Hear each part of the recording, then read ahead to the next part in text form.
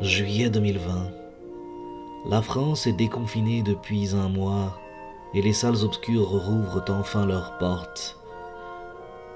Nos deux cinéphiles patentés vont continuer d'honorer le 7e art. Bienvenue dans le ciné déconfiné, une émission faite par et pour des cinéphiles. Mesdames et messieurs, bonsoir, bonjour, bienvenue dans le ciné déconfiné. Je suis Alexandre, je serai votre hôte pour cette émission avec Arnaud. Salut Arnaud. Salut Alexandre. Aujourd'hui, on va parler de Photo Obsession, réalisé par Mark Romanek en 2002 avec Robin Williams, Connie Nielsen, Michael Vartan et Dylan Smith. C'est donc l'histoire de Cy Parrish, interprété par Robin Williams, qui est un technicien développeur de photos dans une grande surface, et qui en fait a une relation particulière avec une famille qui vient régulièrement faire développer ses photos chez lui.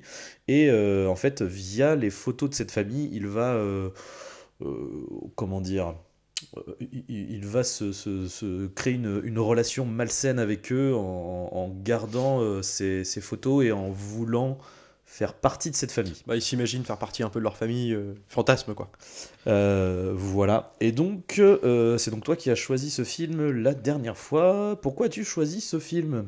Alors pour deux raisons, parce que c'est un petit film, alors un petit thriller qui est, alors je vais pas dire oublié, mais en tout cas qui est sorti au début des années 2000 et qui a, voilà, aujourd'hui, qui a pas une énorme réputation, et pour autant, je trouve que c'est un film super intéressant dans le sens où déjà, t'as Robin Williams dans le rôle titre, tu l'as rappelé, et c'était une époque, début 2000, il commençait avec... alors, il avait fait quelques rôles avec le Insomnia, donc de Nolan, Final Cut. Il commençait à tourner un peu, changer d'image. Il avait toujours le rôle d'un peu du gentil de service. Et tu sentais qu'il voulait prendre un petit virage. Et dans ce film-là, alors, il joue... c'est paradoxal, un espèce de méchant malgré lui, en fait. Quelqu'un, en tout cas, névrosé. Et dans un film à l'atmosphère très kubrickienne, on retrouve beaucoup... le Romanek en question, c'est un mec qui vient de la pub. Il avait notamment illustré, il s'est fait connaître pour les clips de Scream, alors avec Janet et Michael Jackson, le classique, Bedtime Story de Madonna, entre autres. Et donc il emprunte beaucoup à Kubrick, avec tu vois, la symétrie des plans, les éléments du cadre, pardon, centrés dans le plan, tout simplement, les longues focales, l'aspect très clinique, froid, presque un peu déshumanisé, mais en même temps en accord total avec le propos, parce que comme tu l'as rappelé, on suit en fait le personnage de Cy Parrish, qui est un mec qui travaille dans un labo photo pour une chaîne de magasins, et qui va s'amouracher d'une famille, parce que en fait, pour combler sa solitude au quotidien, c'est un mec qui est vide, qui ne vit pas. Et d'ailleurs, ce qui est intéressant, c'est que toute la mise en scène du film s'attache à le retranscrire par l'image, par le visuel. En fait, il est habillé toujours en blanc, tu sais, avec une cravate bleue, à l'image du magasin. Alors, tu sais, tout est blanc, les néons, les lumières bleutées. Enfin, presque il disparaît dans le décor. Chez lui, tout est blanc, tu sais, c'est complètement désincarné, c'est triste au possible. Le mec ne vit pas, en fait. Et du coup, ça crée un paradoxe avec cette famille, sur laquelle il va fantasmer un peu d'en faire partie, parce que pour combler ce manque de solitude, mais en même temps, donc, il va développer leurs photos, du coup, depuis des années, il connaît un peu sa vie, enfin la vie de tout le monde, euh, et du coup, il s'intéresse à ça, et puis il y a ce côté, le paradoxe entre lui, où tout est un peu terne, euh, complètement désincarné, et cette famille où sur les photos, il y a comme les photos jetables à l'époque, il y a cet aspect très saturé, les couleurs sont très saturées, on est presque dans un truc irréel, en fait, presque fantastique, les pulls sont très rouges, les lumières sont très édulcorées, et c'est presque un fantasme, comme un monde fabriqué dans une publicité. Et du coup, c'est paradoxal, en fait, c'est comme si on était avec le personnage de Sai dans les coulisses de quelque chose qui n'existe pas, en tout cas. Et c'est ce que j'ai bien aimé, c'est cette différence-là, et le fait aussi que tu suis ce mec-là qui est névrosé, du coup, mais, comment dire, il y a aussi ce truc nourri de bonnes intentions. Enfin, tu sens que c'est juste un mec malheureux qui souffre d'être seul et qui essaye de combler à ça, et qui va malheureusement sombrer on va dire dans la violence, mais il va y avoir un point de non-retour, parce qu'il va découvrir quelque chose sur la famille Yorkin en question, qui va lui faire casser son rêve de l'idéal, en fait, de la famille idéale, parce qu'il va comprendre à ce moment-là que en fait, il n'y a pas d'idéal sans zone d'ombre aussi. Et du coup, tu vas suivre un peu la descente aux enfers de ce mec-là. Et comme... Alors, c'est dû beaucoup à son écriture, à la façon dont il est filmé, mais aussi à son interprétation, parce qu'elle est quand même assez... Franchement, moi, je trouve qu'il est assez magistral dans le film. Très empreint de... Comment dire, on a beaucoup de compassion pour lui. Le mec est très triste, alors sans trop le surexpliquer, en tout cas il le montre par son comportement. C'est un mec qui se coupe un peu du monde, Tu sens qu'il a son train-train quotidien, et en même temps, il ne rêve que d'en sortir, sans se donner les moyens pour le faire. Et c'est ça que j'ai bien aimé. Et du coup, le fait qu'il va sombrer comme ça, on va en parler, expliquer pourquoi. Et en fait, du coup, moi j'ai ressenti presque une attache malgré tout, malgré le malaise que peut instaurer son comportement dans le film. Et du coup, je me suis complètement senti en immersion dans le film. Je me suis senti toujours avec lui à ses côtés en disant non, fais pas ce choix-là, c'est pas ce qu'il faut faire. Et en même temps, putain, ouais, si tu le fais, ça va créer des conséquences terribles. En fait, t'es pris dans l'espèce d'engrenage dans lequel il va se mettre tout seul, quoi. Et moi, c'est ce que j'ai bien aimé. Et en plus, c'est un film qui, à une époque où début 2000, aujourd'hui beaucoup, on essaye de surcoter un peu les films, une espèce de rythmique très cut, très rapide pour faire monter le suspense. Là, je trouve que ça repose beaucoup sur la lenteur. Tu as des grands plans, c'est pour ça que je citais un peu Kubrick. On laisse respirer les plans, donc c'est très lisible. Et en même temps, c'est un film qui est très visuel aussi. Je veux dire, beaucoup de ces thèmes sont développés uniquement par l'image. Et c'est pour ça que je trouve que c'est une petite perle rare, quoi. Et que ça méritait, je pense, d'en parler dans les podcasts. Du coup, je suis complètement d'accord avec tout ce que tu viens de dire. Effectivement, le côté, j'y avais pas pensé du coup en regardant, mais maintenant que tu le dis, ça me saute un peu effectivement aux yeux le côté très symétrique des plans, lui complètement effacé, d'autant plus que dans ce film-là, Robin Williams est blond. Et ça rajoute au fait qu'il est complètement effacé dans la blancheur, et il a toujours, toujours en blanc, il est blond avec la veste bleue. Ils l'ont un peu dégarni aussi, enfin, ils l'ont rasé, ouais. Et du coup, tout ça, effectivement, fait qu'il est complètement fondu dans le décor de la U-Boss, en fait, et même de chez lui, puisqu'en fait, chez lui, il retire, du coup, sa veste bleue de boulot, mais par contre, chez lui, tout est blanc, beige, quoi, c'est complètement monochrome. Et effectivement, il joue beaucoup tout au long du film au niveau de la symétrie quand il se balade dans les rayonnages, etc. Et avec, du coup, je trouve. Alors, là, du coup, ce qui est intéressant, c'est que la longueur des plans accentue le malaise, en fait. Et que t'as ressenti, toi, tu m'as dit. Que moi, j'ai énormément ressenti. Le côté. Tu sais, c'est l'instant de trop. Tu sais, t'as toujours à un moment donné, je sais pas, tu vas rencontrer quelqu'un. Que tu connais pas particulièrement, et puis ah salut, ça va, ouais ça va, et tu sais t'as ce petit instant de trop où tu fais genre qu'est-ce que le blanc qui dure un peu, quoi. Je vais y aller, qu'est-ce qui se passe. Et tu sais, par exemple, un passage qui m'a marqué là-dessus, c'est il y en a deux. Il y en a un où c'est la mère qui donc de la famille Yorkin, qui est du coup la famille où Cy Parrish se voit complètement au sein de cette famille, et du coup la mère vient pour déposer des photos, et puis je crois que c'est quasiment au début, t'as Robin Williams qui s'impose et qui fait c'est bon, je vais m'occuper d'eux et tout, vous êtes à telle adresse, et puis tu sais le mec il balance l'adresse tout de suite, puis t'as la mère qui est un truc de vous enfin, d'accord, vous connaissez notre adresse par cœur et tout, genre, vous êtes nos meilleurs clients et tout, puis mais t'es toujours entre chaque phrase, tu sais, c'est pas du tac au tac, c'est genre il y a ce petit truc en trop. C'est ça. Ça démarre bien, puis il y a un petit truc qui vient qui peut créer un peu quelque chose de bizarre, quoi. Ah ouais, c'est ça. Et alors après, t'as la deuxième fois, c'est quand il rencontre la première fois. Donc c'est la première fois qu'il vient de rencontrer le père. Et de la même manière, en fait, le père, en fait, on a absolument rien à foutre, le connaît pas, et l'autre il commence à faire vous avez une belle famille, une belle maison et tout. Enfin, il commence à rentrer dans du personnel et tout. Et l'autre, en fait, moi je viens juste acheter un câble pour mon ordinateur. je veux juste. Et pareil, tu vois, ça dure. Et puis là, je vais vous aider. Et ils se regardent et tout, ça dure 3 plombes. Et jusqu'à la fin, où ils finissent par. Et là, du coup, t'as vraiment le côté très kubrickien ils sont tous les deux à l'opposé du rayon. T'as le père qui se barre avec son gamin, qui jette un petit regard en arrière vers Robin Williams, et alors que lui, en fait, pendant tout le truc, il le fixait, en fait. Donc t'as les champs contre champs, ouais, c'est ça. de l'autre qui le fixe tout le temps, ouais. Et l'autre qui jette juste ce petit regard de 2 secondes en mode genre ok, je m'en vais. Et parce que en plus, ce qui est paradoxal, c'est que contrairement à la mère, en fait, la mère au début, quand elle va faire développer ses photos, et donc le personnage de Sai, comme tu dis, s'interpose et lui dit non, mais je m'occupe d'elle parce que c'est ma meilleure cliente, qui cite l'adresse tout de suite, et bien en fait, elle réagit pas forcément mal. Enfin, comment dire, il y a ce truc un peu du quotidien, parce que c'est quelqu'un, on comprend très vite, du coup, il l'explique d'ailleurs à l'image, c'est que en gros, elle vient de développer ses photos ici depuis longtemps. et que plus ou moins c'est quelqu'un qu'elle connaît, enfin, ou en tout cas dans une relation sociale qu'on peut avoir avec un développeur photo dans un labo. Mais en tout cas, lui, tu sens que voilà, il peut la jouer commerçant encore, on est dans un truc, bon. Mais le père réagit différemment, c'est-à-dire que lui, pour lui, tu sens bien que le père ne va jamais faire développer des photos, parce que c'est plutôt le rôle de sa compagne, dans le film en tout cas on a l'impression, que c'est quelqu'un du coup plus distant, socialement plus froid, peut-être plus glacial, et en fait lui réagit tout de suite, comment dire, il flaire quelque chose qui va pas, quoi. Par exemple, cette scène de confrontation avec le personnage de Robin Williams comment dire, dans les couloirs du magasin, ça se passe quand en fait le petit garçon en fait demande à son père qui est avec lui de lui prendre ce jouet-là, et le père lui dit bah non, c'est pas la priorité, je sais pas quoi. Et en fait Robin Williams croise le petit justement et commence à discuter avec lui sur le jeu qu'il a dans les mains et compagnie. Et au regard du père, et le père va du coup trouver ça un peu bizarre, puis il va reprendre le garçon avec lui. Enfin, tu sens qu'il y a une sorte de protection sur l'enfant, mais qui installe quand même tout de suite le personnage du père comme quelqu'un un peu de froid aussi, parce que tu te dis à ce moment-là, c'est certes tendancieux le comportement de Cy Parrish, mais ça va. Tu vois, c'est juste un mec qui est sympa, qui croise à la limite quelqu'un qu'il connaît, c'est un de leurs clients photo, voilà quoi.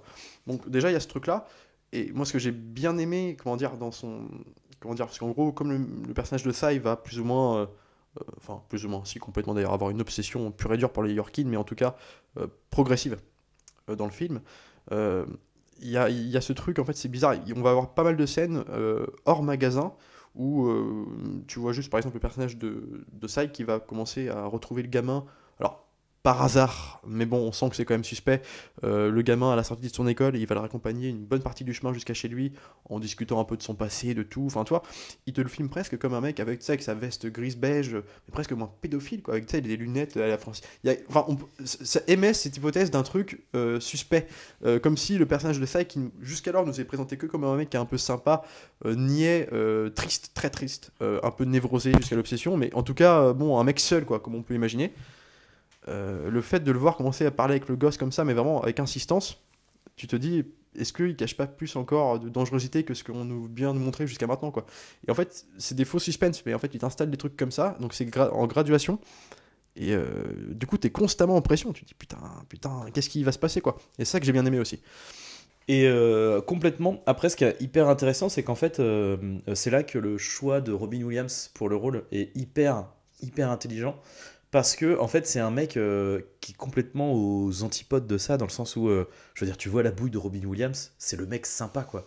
Enfin, après c'est aussi parce qu'il a cette aura et ce charisme en tant qu'acteur, quoi. C'est-à-dire que là du coup tu rapproches peut-être un peu de l'aura de ses anciens rôles, etc., qui est plutôt un mec plutôt jovial, tu vois, qui est à faire marrer, à faire ou alors charismatique, avec qui élève des foules, par exemple dans le cercle des poètes disparus, il y a quelque chose de très charismatique, et il a toujours, enfin il a souvent, tu vois, entre Will Hunting, cercle des poètes disparus, mais même j'ai envie de dire Madame Doubtfire ou Jumanji, Madame Doubtfire, il y a le côté contact avec les mineurs et le père, soit le père direct, soit le père de substitution, en fait. Ce côté familial, quoi. Exactement. Donc en fait, c'est hyper malin parce que il y a cette image-là qui dégage naturellement.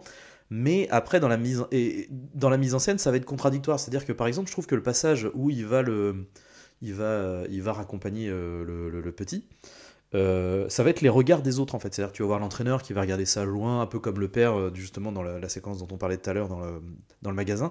De la même manière, va le regarder de loin en mode genre mais c'est qui ce mec, pourquoi il lui parle, est-ce qu'il le connaît et tout.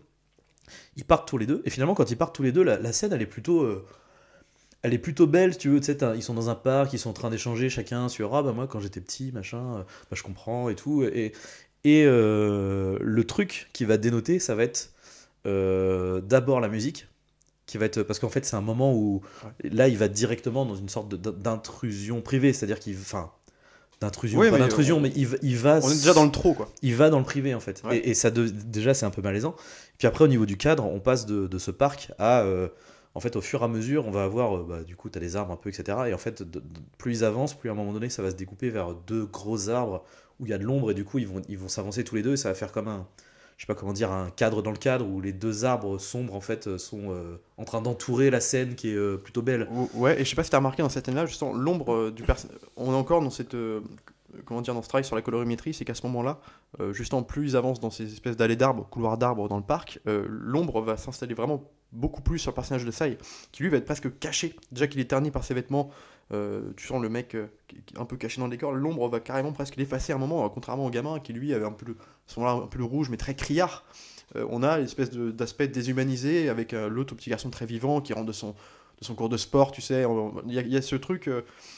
Déjà, on est dans une espèce d'échelle de valeur complètement à l'opposé, quoi. Déjà, le mec, c'est presque. Ouais, assombri par aussi son comportement. Parce qu'il commence à vriller un petit peu quelque part. Quelque part, même si c'est de bonne intention, tu sens qu'il y a quand même ce petit dérapage d'aller un peu loin. Parce que le gosse, il a quand même. Attends, on dit qu'il le trouve.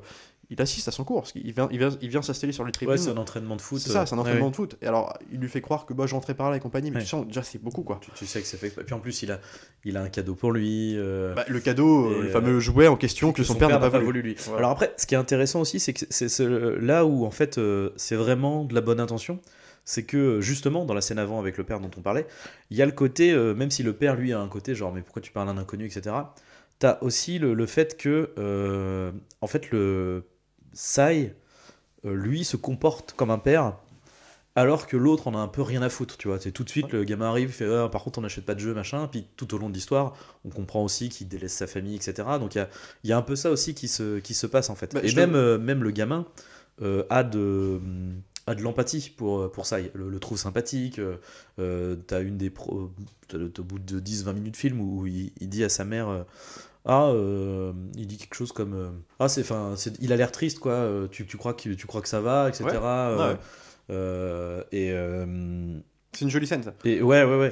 Et ben alors un truc que j'ai bien aimé pour revenir à ça, mais en même temps c'est des trucs qui reviennent assez régulièrement. J'aime beaucoup la manière dont les effets de montage et de mise en scène sont complètement sont pas gratuites et justifiées au sein de l'histoire et de la narration. C'est-à-dire que le truc tout bête, c'est-à-dire que le film c'est Sai qui raconte l'histoire en fait. C'est un flashback en fait quelque part. Et ça c'est justifié, c'est pas juste oh je vous raconte mon histoire, non, c'est en fait la scène commence par il se fait interroger par un policier. En plus au début moi je croyais qu'il y avait un meurtre, je croyais qu'il sous-entendait un truc. C'est-à-dire on sait qu'il s'est attaqué au père Yorkin. Ouais. On part là-dessus, puis après on nous raconte comment l'histoire comment ça s'est passé. Donc on part sur une idée de meurtre presque. Hein. Bah, au début c'est ce que c'est ce que j'ai peut-être que j'ai mal compris, mais j'étais parti là-dessus. Bref, mais tout ça pour dire que du coup le fait que ça soit plus une interview, en fait je vais vous raconter ce qui s'est passé. Déjà tu vois t'as le côté où on justifie la narration, donc après les voix de lui qui va revenir tout au long du film, etc. Ouais. T'as toujours ce côté de ok d'accord, oui c'est vrai qu'on est dans putain mais oui on a ce point de départ là qui est le flic et Sai quoi. Et pareil pour le montage alterné du coup à ce moment-là où Sai rentre chez lui et la famille Yorkin, donc du coup la mère et le fils se retrouvent avant de se coucher, etc. Et ils se mettent à parler de lui. Et du coup en fait le fait qu'ils parlent de lui, ça fait toujours du coup référence à ce que tu vas voir après en écho, en montage alterné. Ouais. Et notamment, je trouve, du coup, comme tu dis, c'est une très belle séquence quoi, où la mère est là en train de dire tu sais, je pense que ça va, il a probablement des amis, peut-être même qu'il a une famille, une femme, etc. Et puis il rentre chez lui tout seul avec, comme on disait, le décor froid, tout blanc, machin, hyper épuré, triste, sans vie, etc. Et j'aime beaucoup aussi le petit moment de allez, on va lui envoyer des bonnes ondes. Et ce truc là en fait c'est aussi un truc qui fait que ça lie en fait entre guillemets le montage dans la narration du film. Bah c'est ça, et puis en plus ça crée un super moment de pause dans le film où t'as quelques secondes comme ça avec une espèce de... Il y a même plus de musique, c'est une espèce de son un peu sourd, un peu luisant, distant, comme ça, et en fait on voit donc les deux, donc la mère et les gamins en train de penser à lui envoyer, comme s'ils envoyaient des ondes en fait. Donc ils ferment leurs yeux couchés dans le lit comme ça, puis à côté t'as l'impression que l'autre le récupère parce qu'il est tout seul dans sa cuisine, il boit son verre d'eau puis il s'arrête, puis il regarde dans le vide comme ça, comme si il ressentait quelque chose. Mais c'est assez lyrique, c'est assez beau comme scène, et en fait qu'est-ce qui se passe après? Le mec va s'asseoir sur son canapé à regarder les Simpsons caché dans l'obscurité. En fait moi ce que j'aime bien dans le film c'est que il y a aussi, alors tu parlais du fait que le personnage de Sai se donne presque malgré en tout cas un rôle de père avec le gamin, en tout cas pour gagner un peu sa confiance. C'est presque on achète une amitié quoi quelque part. C'est paradoxal, c'est pas ce qu'il lui veut faire, mais c'est presque ce qui se passe parce que le mec c'est comme ça qu'il essaye d'amadouer un peu le gamin pour tu vois j'existe, tu vois et compagnie. Et ce que j'aime bien c'est qu'il y a aussi ce côté ce qui va faire aussi vriller, parce il y a un élément perturbateur dans le film qui va se passer, qui va faire en sorte vraiment que là, il va plancher du côté mauvais, quoi. Mais il y a aussi ce truc, c'est que lui, il est toujours très gentil, du coup, parce qu'on manque de confiance totale en lui. Tu vois, il y en a beaucoup des mecs comme ça. Du coup, dans une extrême gentillesse, presque à cacher ses propres souffrances, plutôt à dire des fois le contraire de ce qu'il pense, pour être bien perçu, pour en tout cas vraiment porter de la gentillesse, je pense très sincère. Sauf que il va se rendre compte rapidement que la gentillesse n'est jamais récompensée. Alors, elle n'est pas récompensée quand il veut, justement, il se propose d'offrir le cadeau au gamin qui lui refuse par principe parce que son père ne veut pas. De même que le comportement du père quand il va le croiser dans le couloir du magasin, qui va être assez froid avec lui, malgré que lui essaye coûte que coûte de créer une bonne dynamique dans ce qui peut se dire, quoi. Il y a aussi le fait qu'il va se faire virer un moment. Alors pourquoi? Parce qu'en fait on comprend très rapidement que son patron l'observe beaucoup dans le magasin, le voit un peu faire des trucs un peu bizarres, il le trouve bizarre, il le trouve un peu trop à surconsidérer son petit travail que lui-même, en tant que directeur du magasin, considère comme un petit truc, voilà quoi, un truc léger. On n'a pas besoin de faire des super prestations pour des clients qui payent 50 centimes une photo, quoi. Alors il le reprend souvent, puis en plus il comprend assez rapidement qu'il y a beaucoup de photos qui disparaissent, d'espèces de doubles de photos, parce que lui il a les chiffres, et qu'il y a des nombres de photos, vraiment même beaucoup, qui sont plus là, qui ont disparu, et il soupçonne Sai de les garder, ce qui s'avère être vrai pour le coup. Et du coup, il le trouve bizarre, puis il le vire. Le mec réagit très mal parce que ça, c'est son boulot, c'est sa vie. D'ailleurs, il y a beaucoup de discours où il réhabilite un peu ce petit. Alors là, c'est le boulot de développeur photo, mais de métier d'artisan. Tu vois, il parle de ce petit métier, mais comme une grande passion, que c'est son truc. Et en fait, quand il va se faire virer, il va se rendre compte que. En fait, il a payé de sa gentillesse parce que son patron, 2 jours avant, l'a vu offrir à la famille new-yorkine, au garçon, un appareil photo jetable du magasin. C'est pas son rôle de lui offrir, mais parce qu'il a appris que c'était l'anniversaire du petit, alors il s'est dit, je vais lui faire plaisir en lui offrant ça, sous les yeux de son directeur. Mais tu vois, du coup, par ses gestes de gentillesse, il y a toujours le bâton, enfin, il donne le bâton pour se faire battre, en fait. Et du coup, ça participe aussi au truc, comme si ce surplus de souffrance qu'il a accumulé va commencer à péter. Et puis il va péter quand il va découvrir, je pense qu'on peut en parler parce que ça intervient au milieu du film. C'est en même temps que, en fait, il se fait virer et tout de suite après, juste après, un truc. Il va développer des photos pour une autre famille, enfin pas une famille, c'est une fille, du coup, une nana, ouais. Et qui n'a rien à voir avec la famille new-yorkine. Et sur ces photos, il va découvrir que, en fait, elle sort avec le personnage du père Yorkin, en fait, que c'est sa maîtresse. Et lui, alors que pour lui, comme il se faisait un idéal, une espèce de fantasme de la famille modèle, il va se rendre compte qu'en fait, il n'y a pas de modèle sans zone d'ombre, et que là, du coup, la zone d'ombre, c'est que l'autre tombe sa femme, quoi. Et pour lui, alors, avec le licenciement et toute l'image qu'il aurait pu s'en faire, c'est le rêve qui s'écroule, quoi. Et là, c'est le cauchemar pour lui qui commence. C'est-à-dire que là, il va commencer à prendre une sorte de revanche sur le père, mais du coup, même, il va libérer toute la haine qu'il a accumulée. Et là, le film va prendre une autre dimension. En tout cas, il va prendre un autre rythme, un truc plus effréné. Il y a une montée en graduation dans la violence. Et du coup, comme tu sais pas vraiment jusqu'où il peut aller et quel est. Comme tu dis, on part sur un supposé meurtre au début, mais ce n'est pas expliqué. Tout ce que dit le flic au début en interrogeant ça, il lui dit mais pourquoi vous en vouliez autant au père, enfin à Yorkin, je sais plus comment il s'appelle. Et en fait, comme t'as pas l'explication, tu te dis en fait ça peut être tout. Il peut le tuer, quoi. Et là, il y a des plans, tu vois choper un couteau dans le magasin avant de se barrer. Il commence à mettre une pression aussi à son directeur. Il revient dans le magasin alors qu'on comprend vite qu'il habite très loin du magasin. Et son directeur lui dit d'ailleurs, mais qu'est-ce que tu fous là? T'es viré, t'as le droit de revenir, mais mec, t'habites à 50 minutes de route, tu viens à part revenir ici pour me faire chier, quel intérêt de venir là, quoi. Et le mec, il commence à l'attaquer un petit peu. Il va prendre des photos en douce de la famille du directeur, donc de sa fille qui joue dans le puis lui envoyer. Tu vois, donc tu sens que le mec, il commence à vriller vraiment. Donc là, les flics interviennent. Et il y a ce rapport, en fait, le mec partait toujours de bonnes intentions, avec sa névrose de solitude, mais tu vois, ça finit par péter quand même, quoi. Parce que il n'y a pas de rêve, il n'y a pas d'idéal sans zone d'ombre, il n'y a pas de gentillesse sans zone d'ombre. En fait, c'est aussi ce côté non manichéen que j'ai bien aimé, quoi. En fait, ce qui est intéressant, c'est que lui a une vision manichéenne des choses, du coup. Ouais. Et pourtant, c'est rigolo parce que c'est aussi contrebalancé dès le début avec lui en narrateur, qui justement explique, moi je développe des photos, de famille, et c'est intéressant comme en fait les photos, quand des gens derrière, enfin voilà, les générations futures vont découvrir nos albums photos, ils vont se dire ah là là c'est fou, cette famille était heureuse, il n'y avait pas de problème, parce que oui, on prend toujours des photos de nos moments de joie où on est content d'être ensemble, voilà, donc forcément quand tu regardes un album photo, c'est toujours waouh c'est génial, putain, les vies magnifiques qu'ont ces familles, et du coup c'est rigolo parce que ça finalement c'est ce que lui se disait en développant les photos et en se prenant d'affection un peu trop obsessive effectivement de cette famille. Et du coup, oui, voilà, c'est ça, il va découvrir comme tu dis, la part d'ombre la de tout fracture, ça. quoi. Et ce qui est intéressant, c'est que de tout ça, en fait, vient vraiment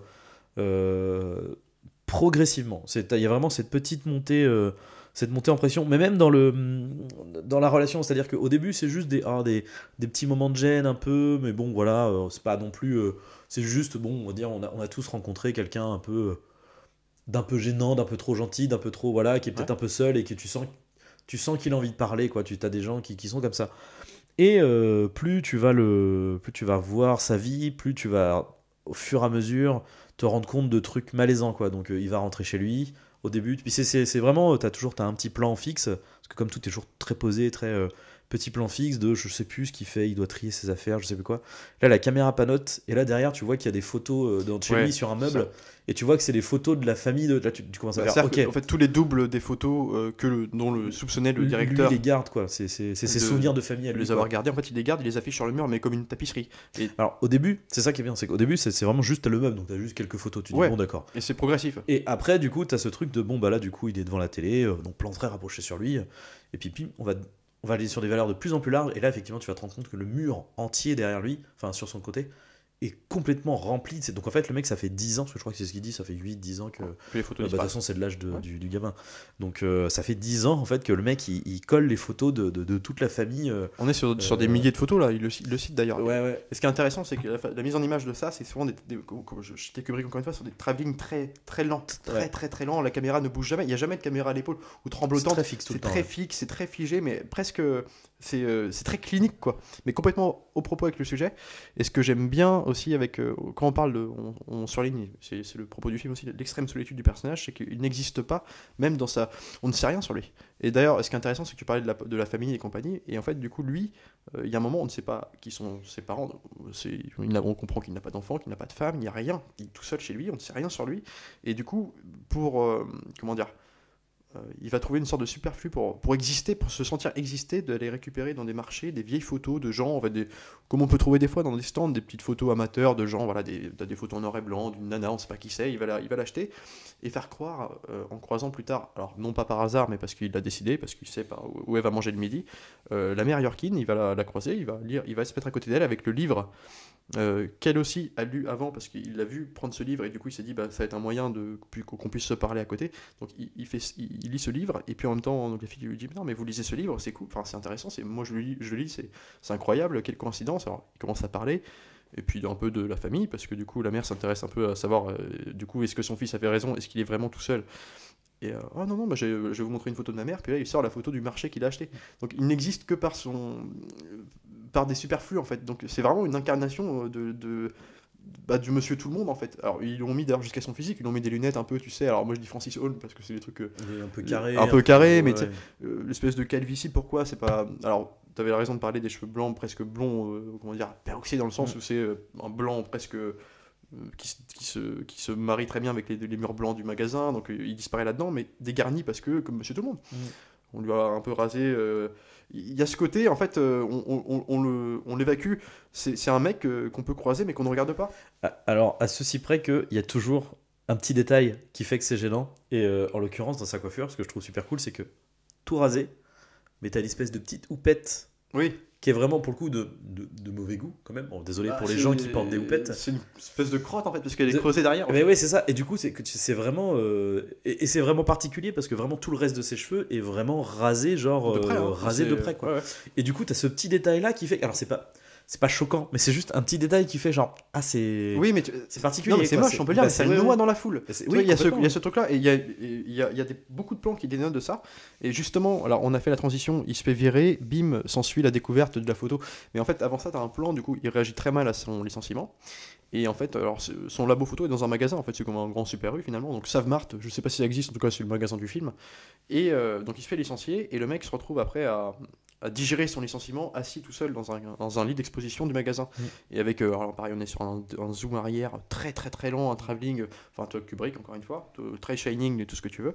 Et en fait, autour, tu vois donc tu le vois en train de se morfondre, sans, bah, toi, la tête baissée, regarder ses chaussures, avec une musique un peu poétique lancinante, comme ça, un peu très triste, quoi. Et tous les gens qui se baladent autour qui ne le voient pas.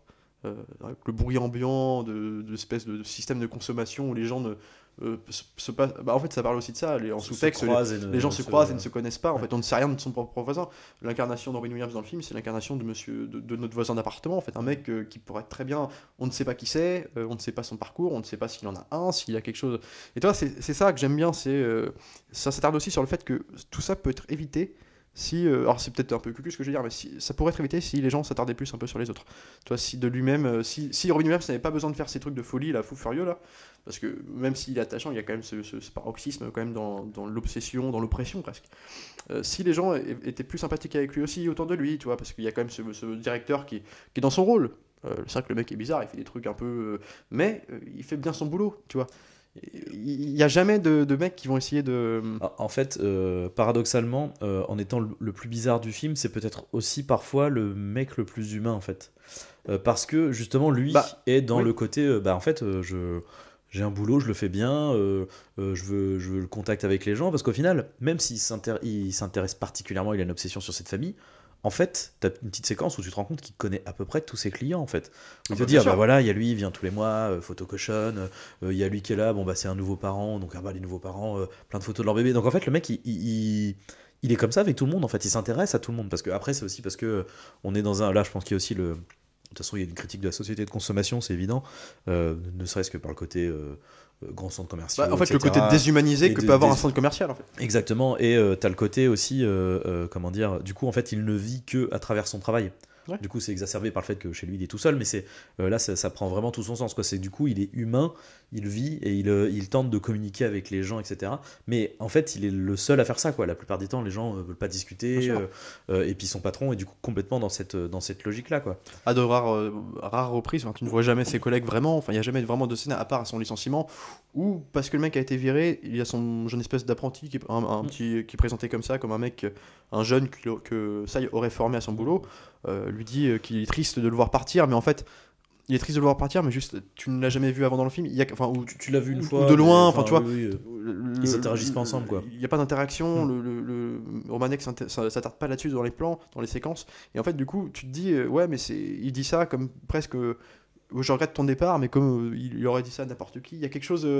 Alors après, j'ai quand même plutôt senti ça aussi, comme le côté, en fait, finalement, il n'était pas si seul que ça, mais il était aussi tellement omnubilé dans son obsession que finalement, il voyait pas les gens non plus qui étaient autour de lui. Parce il y a ce truc, peut-être que, comment dire, paradoxalement, il adore son boulot, il le fait très bien, mais il considère moins les gens comme lui qui fait son boulot, parce que peut-être qu'il les considère un peu comme dans sa propre situation, et puis du coup, il fantasme sur des gens qui pensent avoir réussi dans la vie, parce que pour lui, la fondation d'une famille est ce qui est le plus important. Et moi, ce que j'aime bien, c'est que, par exemple, donc on découvre que le mari trompe sa femme. Lui réagit très très mal. Et d'ailleurs, il y a presque, ce que j'aime bien, il y a presque un basculement dans le fantastique à certains plans. Par exemple, le plan où justement, il va découvrir ça, il va se mettre dans le labo de traitement de photos, là, tu sais, avec la lumière rouge. Ouais. Et il va se pencher, s'asseoir dans le sol, et il va avoir une espèce de plan sur lui, mais tu sais, avec une espèce de... Comme si on était dans l'antre de l'enfer. Là, c'est le plan qui dit, il va vriller. Ouais. Là, il y a il y a un craquage dans le cerveau qui se passe. Ouais. Pareil, il y a des plans où justement, tu le vois se balader dans son labo en sous-sol, tu sais, la lumière verte, habillé, tu sais, comme un cosmonaute, tu sais, avec des trucs, parce que on imagine que c'est des produits un peu toxiques, tu sais, pour les photos. Pour développer, voilà, en fin de semaine, il doit acheter des trucs et tout.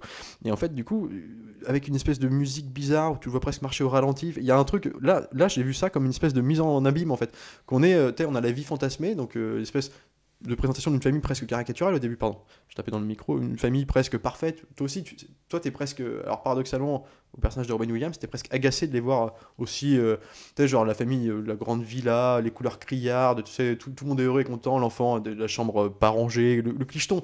Et en fait, si tu veux, t'as ça d'un côté, et quand tu le vois lui dans le sous-sol avec son espèce de tablier avec les lumières verdâtres un peu, il y a ce côté coulisses en fait, c'est le vrai monde en fait.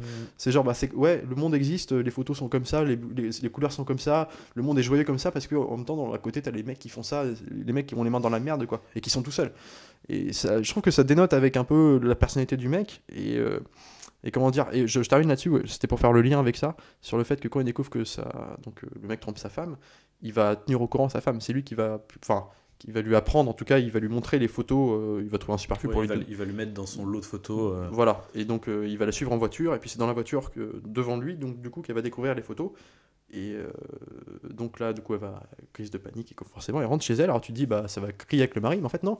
Parce qu'on découvre aussi que bah, c'est peut-être la famille la plus modèle du monde, mais ils ont tous des défauts, parce que la preuve étant, c'est qu'elle va vouloir accepter ça, quand même, malgré tout. Elle va passer outre. Bah, il y a une scène de dîner, quand même, juste après. Oui, après tu sens qu'elle lui en parle pas. Puis oui. Mais c'est pas. Après, elle l'accepte pas. Lui, c'est comme ça qu'il le prend, parce qu'il se dit, bah, enfin, elle devrait le dégager, elle devrait. Tu sens quand même qu'elle a du ressentiment, et d'ailleurs, c'est juste qu'elle ne le. Elle ne fait pas exprimer. Voilà, c'est ça, elle ne l'exprime pas. Mais. Après, et d'ailleurs, lui, qu'est-ce qu'il dit à ce moment-là ? Il observe depuis sa voiture, là c'est là où c'est pervers, il observe la maison des Yorkines de loin, dans sa voiture de nuit, où tu vois les Yorkines dîner, et lui il est en train de prendre, il capte avec son capteur photo pour voir ce qui se passe, et puis il dit mais qu'est-ce qui ne va pas dans cette famille, parce que lui s'attend à ce que l'autre le dit, et en fait c'est tout le paradoxe du plan, c'est que bah, qu'est-ce qui ne va pas chez eux, alors que bah, t'as une famille normale qui est en train de dîner, et lui le névrosé dans sa voiture qui les observe, tu vois, c'est ça qui est marrant. Mais par contre, ce qui est hyper intéressant, c'est que du coup, ce que tu disais avec le côté lumière rouge, le passage lumière verte et compagnie, c'est que c'est sur le principe, c'est grossier, mais encore une fois, c'est complètement logique et cohérent dans l'histoire, puisque la chambre rouge, il développe des photos, c'est normal, lumière de sous-sol, machin. Et encore une fois, c'est comme pour le truc de l'astuce de la narration en flashback, etc. C'est que c'est un artifice de mise en scène qui n'est pas que ça, quoi, qui est au sein du film. Bien sûr. Et qui sert le propos, surtout. Exactement. Et d'autant plus que encore une fois, il y a ce côté vraiment de toute façon, forcément, ça s'appelle Photoception, Obsession, pas en VO, c'est on disait c'était One Hour Photo. Ah si, c'est One Hour Photo. One Hour Photo. Ouais, donc si, il y avait photo dans autant pour moi. Mais en tout cas, voilà, le côté photographie est complètement prépondérant dans le film. Il y a du cadre dans le cadre constamment, ne serait-ce que voilà, ce passage, donc on avait dit déjà le passage avec les arbres du coup qui entourent les deux qui avancent, etc. Lui qui est à l'extérieur, qui voit la famille à travers la fenêtre, encore une fois ça fait un cadre qui découpe, c'est tout le temps des cadres découpés, etc. Et il y a des plans, il y a des références aussi. Alors on parle de Kubrick beaucoup, il emprunte vraiment dans sa mise en scène, mais il y a aussi des petits plans, moi j'ai remarqué ça à la Hitchcock aussi. Il y a un plan carrément où il cite Psychose à un moment, très clairement. C'est-à-dire juste sur un plan, mais il y a un plan connu dans Psychose où, je sais pas si tu te rappelles, dans Psychose, tu as donc le personnage de Norman Bates, on est dans le deuxième acte du film.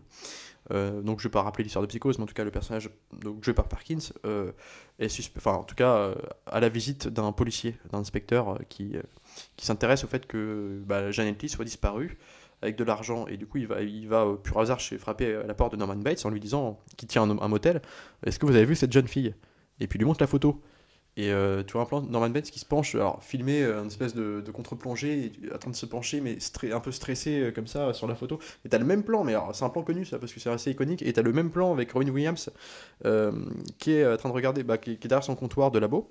Et t'as Yorkin, donc la mère Yorkin et son fils qui vient, c'est le jour de son anniversaire. Non, pas de son anniversaire, il vient d'apprendre qu'il a été licencié, et tu sais. Ah oui, c'est avant qu'il. Oui, quand et le petit vient pour faire, traiter ses photos du propre appareil que l'autre lui a offert pour son anniversaire. Ouais.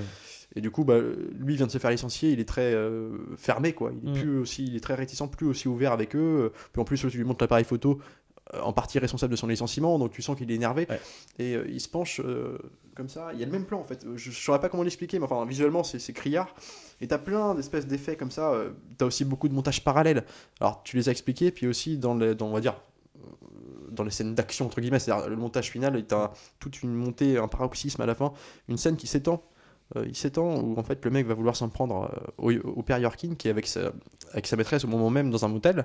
Il va réussir à trouver l'adresse, en fait, et tout ce qu'il prépare, alors tu sais pas ce qu'il va faire, tu te dis, parce que tu l'as vu juste prendre un couteau dans un magasin, tu te dis mais attends, donc en gros il part pour un meurtre, en plus ce que laisse sous-entendre éventuellement le prologue du film. Et toute cette scène-là, à partir du moment où il arrive à l'hôtel, ça devient une espèce de une très longue scène qui prend son temps et du coup qui est encore plus oppressante parce que tu as envie de voir où ça va en venir, quoi. Et c'est un montage parallèle en fait. Alors tu suis d'un côté les flics qui découvrent son appartement avec toutes les photos et qui parce que le directeur son ancien directeur a appelé les flics parce que l'autre a menacé sa famille en prenant des photos de sa fille. Donc les flics viennent chez lui puis découvrent les photos sur le mur. Donc en fait t'as l'autre qui arrive à l'hôtel pour aller traquer Yorkin. T'as en même temps les flics d'un côté qui sont en train de se rapprocher de lui. En fait les taux se resserrent parce qu'ils arrivent à l'appartement. Par un concours de circonstances, ils comprennent qu'il va être à l'hôtel et tout, parce qu'ils comprennent qu'il en veut à Yorkin, pardon. Mais en même temps, tu vois la mère, donc à leur propre domicile, qui elle a été mise au courant par les flics qu'il y a un problème, sans doute qui concerne aussi ce mec de photo. En fait, tu la vois stressée, puis en fait, t'as la musique lancinante qui commence à prendre du rythme plus accéléré. Les plans s'accélèrent et ça devient une espèce de vrai moment, on va dire un climax du film qui est assez intéressant, quoi, et qui dénote avec toute l'atmosphère très lente, très comment dire. C'est presque un peu de la poétique en fait. Moi je trouve vraiment la première heure du film, on est dans un truc.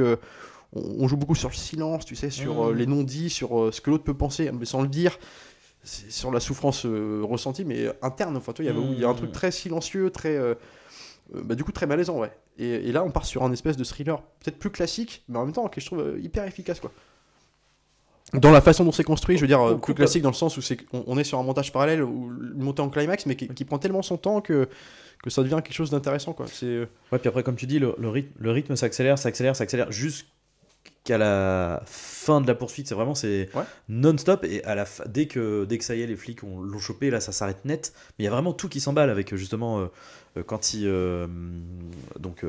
montage alterné, les flics se rapprochent de plus. En fait, ce qui est intéressant, c'est que d'abord il y a lui qui va faire ce qu'il va faire avec le père Yorkin, les flics qui se rendent compte de ce qui se passe, puis les flics qui arrivent vers Versailles. Lui s'en va, enfin en fait tout est toujours, en fait ils se croisent, et tout va toujours de plus en plus vite, jusqu'à cette scène où justement il part par le parking, je crois, de l'hôtel où ils sont, et avec cette espèce de le parking circulaire, tu vois, qui descend, et la musique qui s'accélère, les voitures de flics qui montent, lui qui sort, etc. C'est vraiment, et l'alternance du montage s'accélère, s'intensifie vraiment jusqu'au bout, avec la musique, pareil aussi, la musique qui était plutôt discrète, qui était plutôt et qui là devient quasiment t'entends quasiment plus que ça, quoi, tu vois. Et puis boum, mais d'ailleurs on peut dire ça s'arrête, et on peut dire sur quoi débouche en fait ce qui va se passer. C'est pas un meurtre, du coup c'est pareil, c'est pas un meurtre, mais on te fait quand même le suspense. Alors, tu le vois arriver dans la chambre d'hôtel, il se fait passer pour les mecs qui viennent livrer à manger, quoi, pour les commandes, et donc il trouve le moyen d'aller au bon étage, il se prend une chambre à côté, il toque à la porte en faisant croire que c'est le livreur, enfin je sais plus qu'on appelle ça, le room service, pardon. Et en fait, dès que la fille ouvre la porte, parce qu'en gros, il sait qu'à ce moment-là, l'autre est avec sa maîtresse, la fille ouvre la porte, lui il rentre avec un couteau, le couteau en question, puis il les menace de les poignarder si ils ne se mettent pas en scène avec ses propres photos. Et en fait, tu sais pas pourquoi il fait ça, en fait, la punition qu'il impose à Yorkin est de le prendre en photo dans une situation très compromettante. Casser le mythe des photos rêvées, le fantasme idyllique, surcoloré qu'on pouvait avoir jusqu'à là. Donc là, c'est des photos du coup, dans une chambre d'hôtel où la lumière, pour une fois, est dégueulasse. C'est-à-dire, est réaliste, en fait. Elle est réaliste, simplement. Elle n'était pas réaliste tout le temps que tu étais avec les Yorkin parce que c'était du surfait. En plus, c'est des espèces de rideaux un peu marronasse orange, quoi. C'est ça, ouais, c'est ça. C'était jusqu'à là, c'était surfait, c'était des couleurs comme on pouvait voir dans les qualités des photos jetables, très très saturées, mais on était en rapport du coup avec la société de consommation. Enfin, on vend du rêve, quoi. Et là, c'est réaliste parce que on est dans la phase d'ombre. Tu vois, le mythe est cassé. Le mec trompe sa femme, et là, du coup, il les prend en photo dans une situation où il demande en gros de simuler une fellation à la maîtresse et compagnie. Et après, ça cut, bim. Tu le vois sortir, alors tu vois les flics qui se rapprochent, et tu vois lui sortir de la chambre, et tu sais pas quelle a été la fin de tout ça. Et il va dans sa chambre à côté, qu'il avait réservée du coup au même étage. Il s'allonge, tu sais, comme s'il avait fait quelque chose de très grave. Il regarde le plafond, puis il s'échappe, puis il va se faire traquer par les flics. Et en fait, ce qu'il explique, parce qu'on revient au final du film, en fait, il répond au prologue, c'est-à-dire à la salle d'interrogatoire avec le flic en question. En gros, comme on suppose que l'autre lui a raconté tout ce qu'on a vu, tu sens qu'il a compris un peu du personnage, mais là le mec va avouer quelque chose qu'on nous ne savons pas jusqu'à là, c'est que en gros il sous-entend que son propre père à l'époque, avait fait sur lui des attouchements sexuels. En tout cas, était un père violent, sans doute qu'il avait abusé de lui, et surtout qu'il avait mis en scène en photo. Et le mec se plaint de dire mais c'est inadmissible de faire ça à des enfants, qu'on te prenne en photo dans des positions pas possibles et tout, puis il se met à pleurer. Voilà, il exerce toute sa souffrance que nous ne savions pas à ce moment-là. Et en fait, le flic lui dit d'accord, je comprends mieux votre. En fait, la punition qu'il a imposée à Yorkin était de faire ce que son père lui avait fait. En fait, c'est une sorte de. Tu vois, donc. Comme le père a fauté, du coup, l'idée c'est de lui faire payer. De le faire payer ouais. son erreur. Ouais. Et sans ça, en fait, et du coup, le flic le regarde presque avec. Ouais, t'es un névrosé, mais. Il comprend que c'est pas un méchant, tu vois, c'est ça qui est. Exactement, d'autant plus qu'il y a cette chute qui est pour le coup qui est vraiment belle parce que. Du coup, parce que c'est vrai qu'au début, on n'a pas parlé au début de l'interrogatoire, au début du film, Sai demande au policier les photos. Est-ce que vous pouvez me donner les photos donc du coup les photos de ce qu'il a fait, où normalement du coup on se dit bah, c'est les scènes de sexe qu'il aurait simulé avec eux, et en fait du coup bah, donc le policier finit bah oui bah, bien sûr je vous rends les photos, et en fait on se rend compte qu'il n'a pas du tout pris ce qui s'est passé en photo. Il faisait exprès de faire il faisait exprès mais en fait il ne prenait pas, et en fait il a pris des photos de comment dire, des photos de serrure, tout et de rien, mais de la chambre par contre, de je la pense que de la chambre, du canapé, la coudoir, le lavabo, enfin des trucs. Et d'ailleurs, dont il en parle à un moment donné, c'est le côté, en fait, le quotidien n'est pas dans ces moments fantasmés, mis en scène ça. de c'est mon anniversaire, c'est telle soirée, c'est tellement. Non, le quotidien, c'est dans l'objet qui est pas rangé, dans le garagiste qui répare ma voiture. Enfin, je sais plus. Il s'en plaint. Il dit à un moment, il dit les gens, donc, en voix off, parce qu'il y a aussi ce côté un peu narrateur.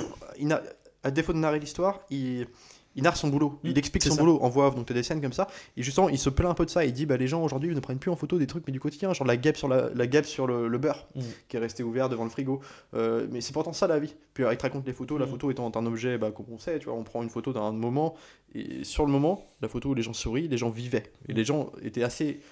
En tout cas intéressant pour que d'autres aient envie de les prendre en photo à ce moment-là. Voilà, donc paradoxalement à lui. Mais tu vois, ça répond en fait à tout ça, ces petits moments du quotidien, ça répond à la fin. Donc en fait, tout est cohérent. Et en fait, tu comprends qu'il a tout ce que tu pouvais redouter, parce que comme tu t'attaches un petit peu à lui, malgré tout, il y a quand même ce truc-là. Tu sais, surtout avec la chute. Tu supposes qu'il peut tuer parce que c'est présenté un peu dès le début comme une éventualité, et le fait qu'il ne le fasse pas quand même, tu te dis putain, il est quand même... putain, il a sauvé quoi. Et bah c'est même encore plus que ça, je trouve, c'est que avec ce twist, en fait, tu te rends compte que le côté malaisant du personnage et le côté c'est un taré, il va faire quelque chose d'horrible, finalement tu ne le ressens que parce que comment dire, c'est ce que les autres voient de lui en fait, tu vois. Alors qu'en fait on ne connaît pas son voisin. Oui, mais alors qu'au final effectivement ça a l'air d'être un taré, alors qu'en fait manifestement le mec, bon, j'allais dire ferait pas de mal à une mouche, pas non plus parce qu'il a quand même été jusqu'à quasiment séquestrer 2 personnes, mais en tout cas il ne va jamais les tuer, il ne va jamais, enfin tu vois, il ne fera jamais de violence physique sur ces personnes en réalité. En réalité, si jamais l'autre avait été trop violent, il aurait jeté le couteau, il se serait barré en courant. Enfin, et ce qui est hyper intéressant du coup avec tout ça, surtout avec la fin, j'ai vraiment fait un parallèle avec Joker en fait. Et je me rends compte que les 2 films ont énormément de similarités. Mais sauf que l'un c'est le pendant lumineux entre guillemets, et le Joker c'est un truc qui est complètement noir et sombre, tu vois. Mais au final c'est presque les mêmes personnages en fait. Et c'est presque... Et du coup, c'est la fin avec... Parce que juste pour revenir à ça, au niveau du décorum, c'est déjà quasiment exactement les mêmes plans rapprochés.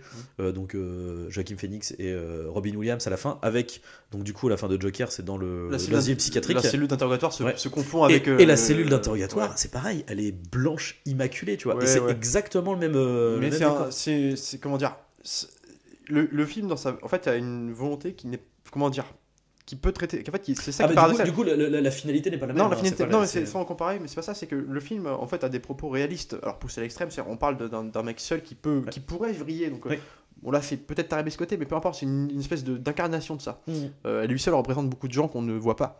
Et en fait, le film, pour autant, dans son traitement, je trouve pas du tout réaliste, mais voulu. C'est-à-dire, il y a ce côté presque. On est dans le poétique, la façon dont c'est filmé, on est dans une espèce d'incarnation. Non, mais alors moi, c'est ce que j'aime bien en fait. C'est ce j'ai trouvé qu'il y avait presque un penchant fantastique au film, presque une espèce d'atmosphère. Quand ce n'est pas clinique, on est dans un truc. comment dire, même la façon dont ils présentent les photos, tu sais, ils vont te faire des espèces de gros plans sur les artisans en train de bosser, tu sais, avec les liquides qui tombent, avec l'espèce de musique, on est dans les labos, l'espèce de couleur, on passe du vert au rouge, un peu comme il y a presque cet aspect purgatoire quand le mec a fauté avec sa femme et compagnie. À partir de là, bah, on part du côté de ça, et les lumières, on est dans le rouge total, on est dans son labo, dans le vert, et par contre, bim, la photo qui était jusqu'à là, comme on disait, très fantasque de la famille Yorkin devient réaliste. Plus réaliste qu'elle l'était en tout cas. Et en fait, il y a ce paradoxe des couleurs, on est comme si deux mondes s'opposaient en fait, le monde du réel, le monde du fantasme. Et à la fin, tout se resserre. Et à la fin, comme les deux, les deux ont leur faille, et qu'en fait, il n'existe rien, aucun monde fantasmé, il n'y a pas de rêve sans réalité. Et ben en fait, à la fin, on est dans un même ton. Et toutes les scènes sont reliées en parallèle du coup, parce que tout le monde est concerné par ce qui se passe, tu vois. Et c'est ça que j'ai bien aimé, c'est qu'en fait tout a un lien et tout est traité par. Enfin, visuellement, c'est un film qui. Bah, déjà, c'est pas un film qui a énormément de dialogue, parce que c'est quand même un film qui joue beaucoup sur le silence, et visuellement, tu comprends ce qui se passe. Parce que t'as des. Il y a une photo par exemple, un truc, alors c'est peut-être pour moi, c'est peut-être pas le truc le plus futé du film, mais il y a une scène à un moment où. Mais pareil, en fait, on a fait la transition rapidement entre le fait où il se fait virer, puis qu'il intervient directement après avec les Yorkin tout, mais en fait il y a beaucoup de choses. Donc il y a le fait que le petit revienne pour faire traiter ses photos du propre appareil photo que l'autre lui a offert, mais t'as aussi lui qui est triste, qui vient de s'asseoir sur le lit du magasin tout seul, personne ne le voit, en train de se morfondre, et il trouve derrière ce comptoir une photo qui n'a pas été traitée, qui est vide, une photo blanche, et qui regarde ça à l'image de son propre lui-même en fait, il n'est rien, il n'y a pas de vie, parce que cette photo c'est la sienne, elle lui appartient parce qu'il n'y a rien dessus. Et d'ailleurs, c'est assez triste parce que, comme il disait, sur les photos, finalement, ça représente le fait que quelqu'un a bien voulu prendre une photo de nous et que la seule photo de lui qu'il y a, il y a rien. Alors non, il y en a une autre, mais c'est lui qui l'a prise.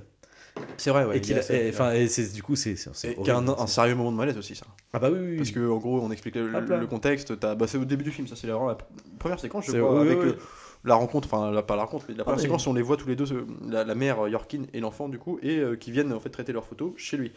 Et donc lui il regarde, analyse un peu l'appareil photo qu'il lui apporte, puis il se rend compte qu'il manque une photo, enfin une photo n'a pas été utilisée, parce que il dit 100 photos dans le truc, il y en a 99, bah, peu importe, il veut les prendre en photo, puis bah, la famille dit non, bon, pas comme ça. Puis du coup, il se prend en photo lui-même. Et alors, en fait, ce qui se passe, c'est que t'as une photo de ça, t'as rien à foutre de ça. Et lui, après, il y a une scène plus tard dans le film où il se fantasme. Enfin, et du coup, on sait pas tout de suite si c'est un fantasme ou pas. Où il est avec sa voiture en train de faire le tour, encore devant la maison des Yorkin. Qui rentre à l'intérieur de la maison. Il rentre à l'intérieur de la maison. Alors, tu le vois en train de se balader dans la chambre, à faire des propos d'oncle, mais sauf qu'il n'en est pas. Oh, tu ranges vraiment pas ta chambre. Et tu dis, mais attends, mais qu'est-ce que tu fous là? Et puis, s'il rentre, qu'est-ce qu'il fout ça? Le photographe chez nous, quoi. Enfin, le développeur photo. Et en fait, la scène dure, il se met devant la télé avec une bière à regarder un match, il parle aux chiens et les gens, la famille rentre, et puis lui tu le vois stressé, et puis il le voit, puis bah t'es là, oncle ça et tout. Après tu le revois, t'as un plan après où il est dans sa bagnole, tu comprends qu'il a fantasmé tout ça, tout le truc, mais dans son fantasme quand même, quand il se balade dans la cuisine, il regarde les photos accrochées sur le frigo, il se voit lui, sa photo qu'il a faite, il s'imagine que l'autre l'a vraiment posée sur le truc, tu vois. Et c'est d'une tristesse souvent, tu te dis, mais enfin, quand tu comprends du coup que c'était dans sa tête, tu te dis, mais parce que quand tu comprends pas et que tu vois la scène, tu fais, qu'est-ce qu'ils ont foutu la photo du développeur photo sur le frigo. Mais du coup, quand tu comprends, bah, que c'est d'une tristesse infinie, quoi. Et d'autant plus avec le comportement du père, comment il lui parle derrière, tu te dis, bah, c'est pas lui. En plus, quand il a vu la photo, il a fait, qu'est-ce que c'est que ce truc, genre, puis il la jette sur la table en mode, genre, bah, de toute façon, ça va aller à la poubelle. Et lui, on a une photo de ça, le photographe. Super, merci.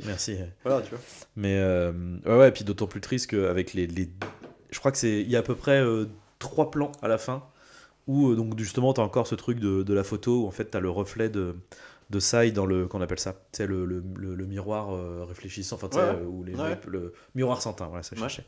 Miroir sans teint, donc du coup qui est complètement découpé, où il est seul à la table parce que le flic s'est barré, donc il est seul sur la table avec le mur énorme blanc derrière. Après t'as un plan rapproché de lui où il est à peu près sur une moitié de l'image, et là tu commences à voir en opacité, enfin commence à avoir un fondu sur une autre photo de lui où il est tout souriant, et après tu découvres une photo où il est, bah, encore une fois, le côté oncle Sai, il est avec la famille, bras dessus bras dessous, et ça finit sur une vraie photographie, un plan d'une photographie, pareil, qui fantasme complètement dans sa tête. Tu le vois avec les Yorkin. Et c'est le dernier plan du film, quoi. Donc là, il joue avec d'autres aspects sur le fait de la photo qu'on peut, bah, tu me diras heureusement, mais enfin, concerne Sai directement, c'est-à-dire Ouais. qu'il y a des photos de Sai, enfin des plans iconiques du film où tu le vois en train de remettre bien sa cravate devant le miroir de son Ouais. truc. Et tout. Ouais. En fait, tu comprends, c'est presque comment c'est filmé. En fait, tu le vois filmé de dos, donc du coup, en train de se regarder devant, t'as le miroir et puis t'as son reflet, donc tu vois en même temps le reflet, tu le vois de face et de dos du coup. En fait, t'as ce truc, la seule fois où il est mis en scène à défaut d'être pris en photo, c'est en se regardant dans le miroir, Oui. dans un cadre blanc, enfin, et c'est pareil, en fait, ça t'en dit sur le perso, tu vois, c'est des trucs, mais des subtilités anecdotiques. Limite, tu t'en rappelles plus en voyant le film. Je l'ai revu pour l'occasion, donc j'ai pu analyser ça. Mais des plans Ouais. où il sort du boulot, donc de nuit, pour aller chez lui. C'est la première fois que tu vas chez lui au début du film. Donc de nuit, il sort, il y a une fissure sur sa vitre, et puis lui ne réagit pas. Enfin, tu vois, il a même pas, tu vois, il s'écrase sur le monde qui l'entoure, il rentre, puis en fait, il reprend la voiture plusieurs fois, puis il y a toujours sa fissure dans le film. Tu le remarques même plus, mais C'est vrai que c'est rigolo parce qu'en plus, ce truc-là, c'est quand même présenté, on insiste dessus, mais c'est non, c'est anecdotique en fait. Après, Enfin, tu vois, il y a des espèces de subtilités de plans où tu vois juste en flou parce que c'est un peu hors champ, tu vois juste la fissure. En fait, tu comprends juste que ce mec, en fait, ça pourrait être anecdotique, sauf qu'en fait, le temps s'écoule. Tu comprends qu'il y a quand même un temps qui s'est écoulé entre le début et la fin du film, et en fait, il n'a rien fait. Déjà pour sortir de cette situation, mais en plus, qui ne s'explique, qui ne s'exprime juste par le fait d'avoir juste remplacé son pare-brise. Ouais, il a rien fait. On est sur un mec qui se laisse complètement. Après, c'est ça aussi en fait qui est intéressant, c'est que le film parle d'énormément de choses à travers cette histoire-là. Donc, à la fois le côté, littéralement, le temps qui passe, puisque la photo, c'est l'instantané, c'est l'etc, etc. Le côté relationnel des gens dans cette société de consommation, parce que c'est vraiment le point principal, du coup ne se parlent plus, sont déshumanisés, etc. Mais quelque part, c'est assez rigolo, enfin assez rigolo. Le père, lui, des Yorkin, est défini comme étant, tu vois, c'est l'homme de la famille. Manifestement, c'est lui qui travaille, c'est lui qui ramène l'argent. Il le dit d'ailleurs, il le dit lui-même. Mais paradoxalement, c'est aussi du coup celui qui est le moins humanisé de la famille en fait. C'est la mère qui va discuter avec Sai, qui va et qui s'intéresse à lui un petit peu, voilà, qui s'occupe de son fils, qui machin. Mais honnêtement en plus d'ailleurs, mais oui, elle le fait vraiment pour avoir envie de le savoir. Elle a de la sympathie en fait avec lui. Et enfin voilà, il y a plein de trucs comme ça. Il y a tout le côté, le rapport du patron avec ses employés. Alors déjà avec Sai, puisqu'il le vire, etc. Mais t'as même des trucs un peu vraiment de la société de consommation et le côté classe moyenne, en mode genre non mais à un moment donné, c'est justement Sai s'engueule avec un réparateur, il fait venir un réparateur. Je sais ce que tu vas dire. Et l'autre il lui dit non mais en fait ma machine, vous vous rendez compte, il y a 3% en plus de bleu quoi. De cyan, je sais plus ce qu'il dit. Oui, enfin bon, il y a 3 couleurs en plus de ma. Justement, parce que ce qu'il dit, c'est putain, mais mes photos elles sont tout bleues. Non, mais attends, 3%, mec, genre, on s'en fout, personne le voit, quoi. L'autre fait non, mais si, c'est trop, c'est énorme, machin. Donc, il s'engueule avec le type. Et du coup, le patron le saisit, il fait mais pourquoi tu t'engueules avec lui, machin. Et du coup, lui dit, enfin voilà, c'est des photos, enfin c'est mon travail.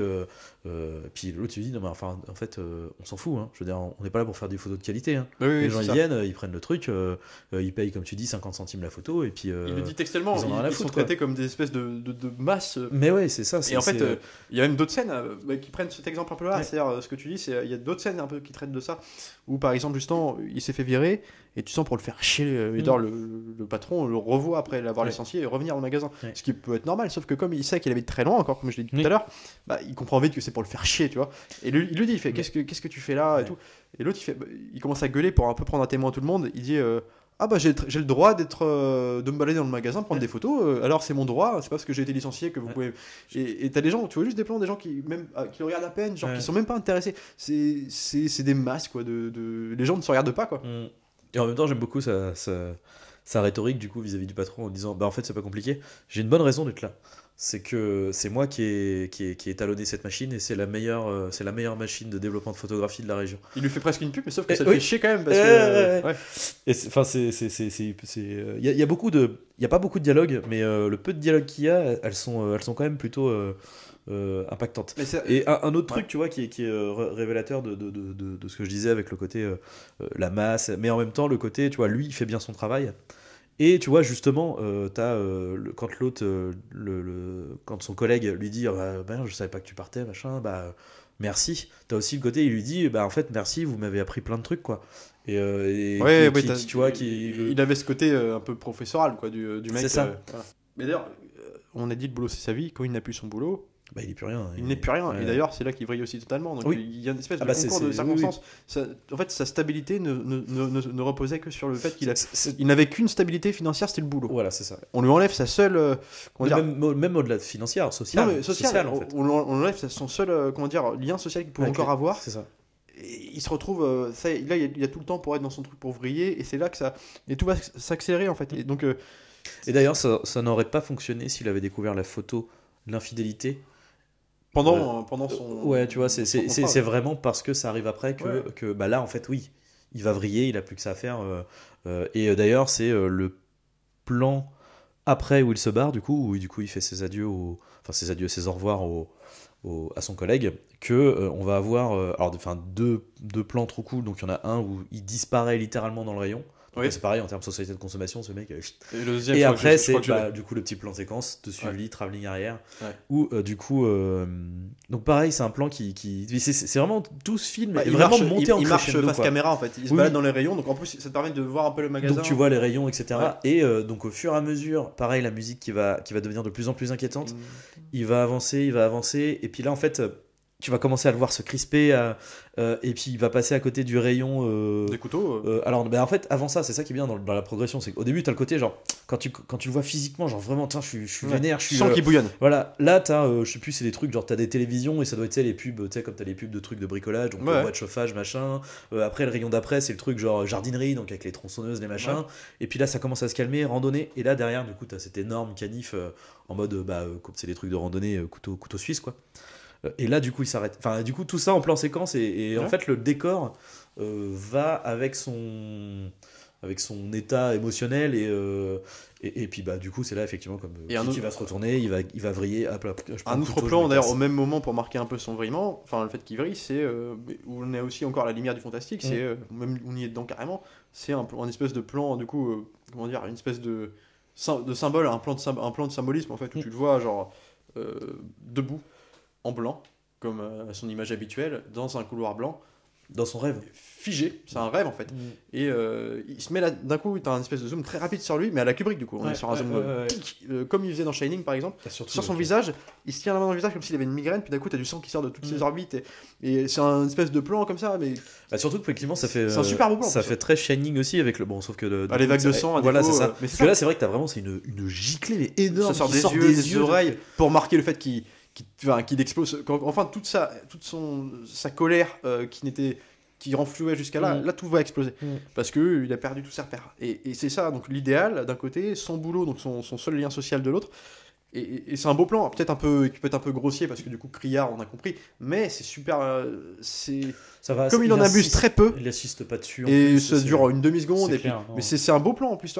Et du coup, bah, alors là, pour le coup, Kubrick, c'est vraiment on est dedans, quoi. C'est Shining pur et dur. Mais c'est vraiment très Kubrick. Hein. Vraiment, quand le film d'ailleurs commence, on est sur un plan fixe, auto-centré sur un appareil photo, mais l'appareil photo qui n'est pas le sien, qui est sur l'appareil photo de l'interrogatoire, tu sais, espèce de truc, une espèce de je sais plus ce que c'est là, comme appareil qu'ils ont là. Et après, c'est sur ce plan-là, centré, t'as un espèce de travelling sur le côté, doucement, et t'apparais derrière la vie de Santin. Ah oui, c'est vrai, c'est les photos d'immatriculation de la Exactement. personne quand il va Ouais. se faire. Oui, oui, oui. Donc, et c'est du Kubrick, quoi. Et t'as l'impression de voir, je sais pas, Orange Mécanique, la Oui, prestation oui. de McDowell dans son truc et tout. Non pas que ce soit le même thème, mais c'est pour marquer un peu la déshumanisation, le côté Ah, le côté clinique, froid, quoi. un mec seul qui évolue dans un Ouais. monde froid, glacial, quoi. Et c'est super, je trouvais ça super intéressant. Et puis c'est surtout un très petit film, quoi, parce que c'est quand même un film presque autorisant. Hein. Là, on a mis Robin Williams en tête d'affiche, mais genre, ça aurait été un acteur pas connu, le film Bah, serait. après, il y a eu- bon, Michael Vartan, à ce moment-là, il était, parce qu'il sortait de Oh. Alias, je crois. Peut-être, ouais, alors Enfin, oui, tu vois, c'était un il y a peu même le- des gens- il y a c'était que un peu Nielsen, enfin, c'est quand même des gens. Mais ce que je veux dire, c'est que c'est très resserré. Et c'est un choix de carrière qui est judicieux, d'ailleurs, qui a été, ça on peut le dire, il a quand même eu quelques prix. À Deauville, il y en a eu 3 justement, et le prix premier du public. Et ça, ça a souvent été donné à des films souvent très populaires, dans le sens où je crois que tu as eu Scream, mais ça peut être de tous les genres. Mais c'est intéressant que ça ait touché une partie, non pas un peu prout-prout critique, tu sais, aussi dans les trucs enfin, là, c'est vraiment, c'est les gens qui ont acclamé Oui, le oui. film, quoi, Oui, avant oui. les critiques et compagnie. Et je trouve ça intéressant qu'un film comme ça, Mais- à contre-emploi de ce qui se fait. Parce que là, pour le coup, c'est pas une. Comment dire. On te raconte une histoire avant de te raconter une critique sociale, C'est etc. ça. Et c'est, tu vois, c'est pour ça, tu vois. Ce qui est, pour le coup, pas forcément le cas de. Enfin. par rapport à Joker, tu vois. Oui, c'est vrai. Ce qui est, c'est tu vrai. vois, au final, Et- tu vois, après avoir vu ce film-là, je me dis, tu vois, bah, pour le coup, là, c'est vachement mieux maîtrisé. Bon, après, j'aime beaucoup Joker, ça n'empêche pas, mais du coup, effectivement, il y a ce côté où. Non mais Joker, moi je l'aime pour autre chose. C'est-à-dire que peu, Joker, voilà. c'est beaucoup moins futé que ça. On est bien d'accord. Joker, il y a Oui, ce oui, côté. oui. Voilà, c'est. Mais là, ce que je veux dire, et toi, je vais pas faire le parallèle parce que les films n'ont rien à voir. Mais quand je dis que c'est un film qui traite aussi donc de quelques cas sociaux, de problèmes sociaux, Ouais. mais là où je compare pas les films, c'est pas du tout le même film. Mais genre Détachement, tu Oui, l'avais du coup, pas ouais. aimé. Détachement, c'était beaucoup plus sur le narratif, sur les dialogues qui me posait problème, c'est qu'on te on essaie de te faire comprendre le film par ses dialogues, Ouais. par une surabondance de détails, d'explications qu'on Ouais, pourrait ouais. comprendre ou pas, que là, lui ne s'attarde que sur la mise en scène et sur Très le sobre. visuel. Ouais, Et c'est ça que c'est juste pour ça. Alors, les films Ouais. ne sont pas rien à voir du tout, mais genre, c'est cette part, moi ce que j'aime bien, c'est quand le mec, alors des fois il peut se planter, des fois c'est pas toujours le plus finaux, mais je trouve qu'il tente tout le temps, mine de rien, il se concentre et surtout il se sert de sa mise en scène pour faire raconter son histoire. Et c'est ça qui se perd, oui. Et sur un petit film comme ça, à la limite qui s'y prête pas le plus, tu vois, bah, je trouve ça vachement bien quoi. Après c'est un film qui est très resserré, je veux dire. On suit un personnage tout seul qui va évoluer et du coup en fait pas avec un ou deux événements isolés en fait, donc le film va pas durer, il dure 1h30, c'est un très petit film, court. Ouais. mais il suffit de créer à distiller une sorte de malaise. En fait c'est un film qui est pesant à regarder. Alors moi quand tu connais, c'est plus agréable à la revoyeur parce que du coup tu peux déceler des petites subtilités de Moi, mise en scène. clairement, j'ai fait une pause dans le Mais, visionnage parce que c'était. Quand tu connais pas la c'était lourd. finalité et que tu le découvres, tu te dis qu'est-ce que. Fais pas le con parce que t'as envie de. T'as pas de chance déjà, te fous pas dans la merde. Et puis en même temps, ça commence à être très pesant. Ça dure, tu putain, ouais, ou alors va au bout de ton truc, mais en tout cas, vas-y maintenant, je sais pas, faire un truc. Il y a ce côté, en fait, tu lâches pas le film, quoi. Et ça, c'est sur un sujet comme ça, d'avoir réussi à tenir en haleine le spectateur comme ça, sur en plus des montages parallèles, le mec il expérimente beaucoup quand même. Quand il fait pas ça, il te fait un truc à la Kubrick, après on t'arrive sur une espèce de truc limite au climax de Dark Knight. Enfin, tu vois, Non, mais c'est clair, tu vois, quand je disais le parking circulaire, c'est exactement celui du Dark Knight. C'est pas filmé de la même manière du coup. Mais on est sur un truc, sur différentes approches, mais quand même avec une grande. C'est vraiment Kubrick enfin, tu sens que le mec, voilà, j'ai jamais vu plus Kubrick que celui-là. Honnêtement, c'est que ça. Enfin, littéralement, ça aurait été un peu. C'est intéressant, du coup, je trouve. C'est couillu, surtout sur un mec qui vient de la pub, qui a beaucoup enfin, tu vois, du clip, du coup. Du clip, pardon, excuse-moi. Mais c'est des mecs, on a connu beaucoup de gens comme ça. Alors, quand c'est pas feature, c'est des mecs qui vont surcoter, qui vont tendance à avoir. J'ai pas de la galerie, c'est le mec de Tony Kay, simplement de American History X et tout ça, à faire des effets de style, des fois un peu grossiers et tout ça. Lui, je trouve qu'il s'efface. Je trouve que c'est quand même une mise en scène qui est pas. Comment dire. C'est pas pompeux. C'est pas pompeux, puis c'est surtout rare de voir ça dans un. Tu vois, à cette époque en plus où les thrillers commençaient à devenir un peu plus commerciaux, en tout cas plus dans une dynamique. Là, je trouve que c'est. Voilà, je trouve que c'est un film un peu à part, quoi. Et puis en plus, contre emploi de Robin Williams, et qui prouve quand même. Enfin, il a jamais toujours été un super acteur, mais putain, là-dedans, c'est quand même. Il te fait passer de la tristesse à l'émotion, à la peur, à la compassion. Puis bon, tu le sens, il a des espèces de. En plus, il lui met des petits tics un peu de. Enfin, je sais pas, son extrême gentillesse, il y a un truc qui marche super bien, quoi. C'est vraiment. Même dans sa démarche, il marche d'une façon, mais presque clinique, tu sais, très droit, un peu. C'est même désincarné, il y a même pas une. Genre, c'est con, mais une personnalité, la personnalité de quelqu'un joue aussi dans le fait comment il marche dans ces trucs-là, et lui, il marche comme un robot, comme Terminator. Enfin, il y a un truc, enfin, il n'existe pas, quoi. Ouais. C'est ça. Bon, après, j'ai pas grand chose à plus de dire, hein, si tu veux, mais. Non, moi non plus. Je pense qu'on a fait le tour encore une fois. Bah du coup oui, c'était un très bon film. C'est pas le plus gay du monde, hein, mais on vous le conseille très fortement. Un excellent film. Du coup, Robin Williams à contre-emploi. Mais d'ailleurs Robin Williams, alors j'allais dire les autres acteurs. Bon, Michael Vartan, on le voit un peu moins. Il est pas particulièrement notable. Connie Nelson, je trouve qu'elle joue quand même plutôt bien. Ouais, alors du coup je l'ai revu en VO là. Ouais. Il faut le voir en VO parce qu'en VF il y a quand même un côté un peu niaiseux, moi je trouve, dans le film. Même si c'est dépeint, la caricature de la famille fait que c'est voulu parce que c'est pour marquer mais il y a des dialogues des fois où genre la réaction quand on apprend que son mari, enfin pas dans la voiture mais quand on est chez elle, tu sais que son mari la trompe et qu'il est sans doute avec sa maîtresse au moment même, et tu la vois genre avec juste une tête normale avec juste une larme qui coule. Il y a des trucs bizarres mais bon globalement c'est quand même super bien joué. Mais bon, Robin Williams, il porte le film. Déjà, le film est centré sur lui, oui. il porte le film littéralement. Et puis c'est Robin Williams, je veux dire, il y a un moment donné.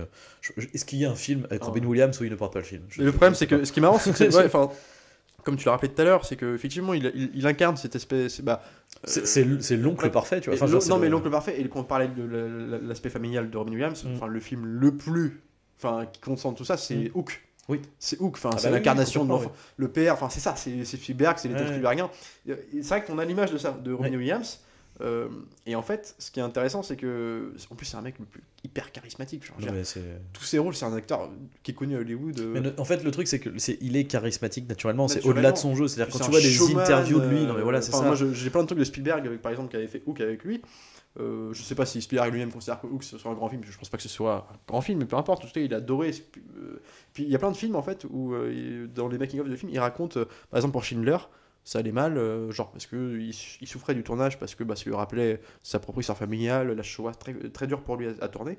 Et quand il allait mal, il appelait Robin Williams, qu'il avait rencontré sur Hook, en tout cas tourné avec lui, et que pour que l'autre lui raconte des blagues au téléphone, puis il était pété de rire, et puis c'est un mec qui est connu comme ça à Hollywood, c'est un mec qui est fort en gueule. C'était très bons potes. Hyper charismatique. Oui, très bons potes, ouais. Très bon show, ça a marqué tout le monde son décès d'ailleurs, c'était un truc. Et du coup, ce que je disais tout à l'heure, il y a presque un aspect méta malgré lui, c'est que il incarne une personne en prix de tristesse, et le fait de savoir qu'il s'est sûrement suicidé en plus, alors c'est un peu obscur, mais ça fait mal au cœur. J'étais tellement fan, c'est mon acteur d'enfance ce mec là. Et Madame Doubtfire, parce que c'est pareil, tous ces films là qu'on peut prendre un peu de haut aujourd'hui en disant Madame Doubtfire et tout ça, et attention, c'est des films qui étaient bien plus malins que ce qu'ils disaient, et en plus qui étaient surtout pas gays, hein.